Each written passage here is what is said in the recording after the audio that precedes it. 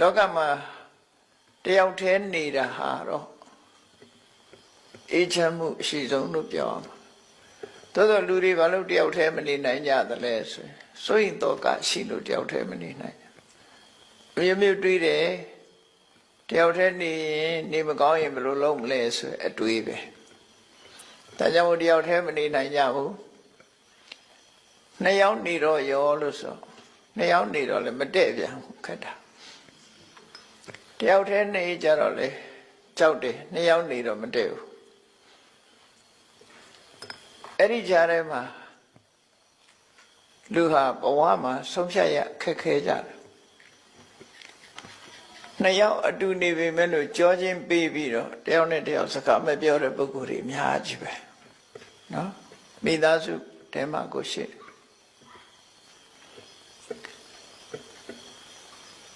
ယနေ့ချင်းဆိုင်ပြီးတော့တောင်စကားမပြောဘဲနဲ့နှစ်ယောက်အတူနေတာတွေရှိကြတယ်ဘယ်လိုအတွေးနဲ့ဘယ်လိုနေကြသလဲတော့မသိဘူးနော်တယောက်တည်းနေပြန်တော့လေမနေရဘူးမနေချင်ဘူးနေတော့နှစ်ယောက်အစမြည်ပြေတဲ့ဘဝမှာနှစ်ယောက်နေတာကြတော့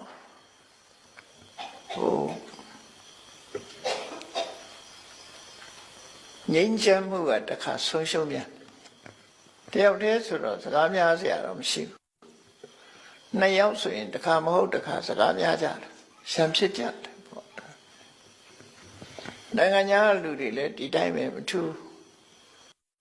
ပမာရီဗုဒ္ဓဘာသာတွေမှာမဟုတ်ဘူးနိုင်ငံခြားလူတွေလည်းတယောက်တည်းနေခြင်းleave me alone လို့အော်တာသူတယောက်တည်းနေမယ် leave me alone ဆိုပြီးတော့အော်တယောက်တည်းနေပြန်တော့လေလုံးလေးဖြစ်တယ်ပြောပြန်တယ်နော်လုံးလေးဖြစ်လာတော့ဘာဖြစ်တော့ဆိုဟိုတယ်လီဖုန်းဆက်ဒီတယ်လီဖုန်းဆက်ဖြစ်လာပြန်တယ်တယ်လီဖုန်းဆက်ခေါ်တော့လာတော့တဲ့လာလို့ဆိုမတဲ့ပြန်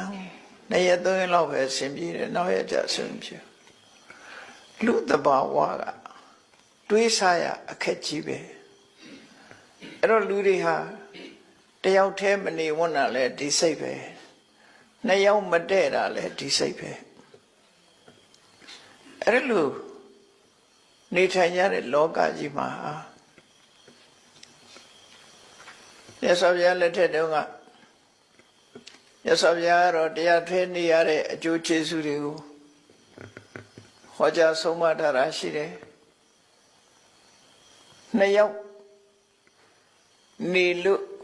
တဦးနဲ့တဦးနဲ့အစဉ်ပြေလို့အဆုံးမဩဝါဒတွေရလို့အကူအညီရလို့ဆိုရင်နှစ်ယောက်နေတာအစဉ်ပြေတယ်အဲ့ဒီလိုမှမဟုတ်ဘူးဆိုလို့ရှိရင်တော့အစဉ်မပြေဘူးဆိုတော့တယောက်တည်းပဲနေတာကောင်းတယ်လို့တခါတော့မြတ်စွာဘုရားကတယောက်တည်းနေရခြင်းရဲ့အကျိုးကျေးဇူးကိုဖော်ပြတဲ့အခါမှာရှေ့မျောကြည့်လိုက်တယောက်မှမရှိနောက်လက်ကြည့်တယောက်မှမရှိလမ်းမှာခရီးသွားတဲ့အခါမှာဟန်ကြလို့တဲ့ထိုင်နေတဲ့နေရာထိုင်လို့ရတယ်ထိုင်နေတဲ့နေရာလည်းထိုင်လို့ရတယ်ထိုင်ခြင်းသလိုလည်းထိုင်လို့ရတယ်ကိုမြင်မဲ့လူတယောက်မှမရှိဘူးလို့ဆိုလို့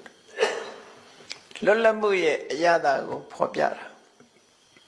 တယောက်တည်းနေလို့ရှိရင်ဘယ်သူနဲ့စကားများအောင်မလို့ဘယ်သူနဲ့မှမများစရာမရှိတော့ကိုတယောက်တည်းအေးချမ်းနေတယောက်တည်းနေရတဲ့အရသာကိုမြတ်စွာဘုရားရဲ့တပည့်တွေတဲ့ပထမဆုံးတာဝကကြီးရှင်ကွန်းတင်ညဆို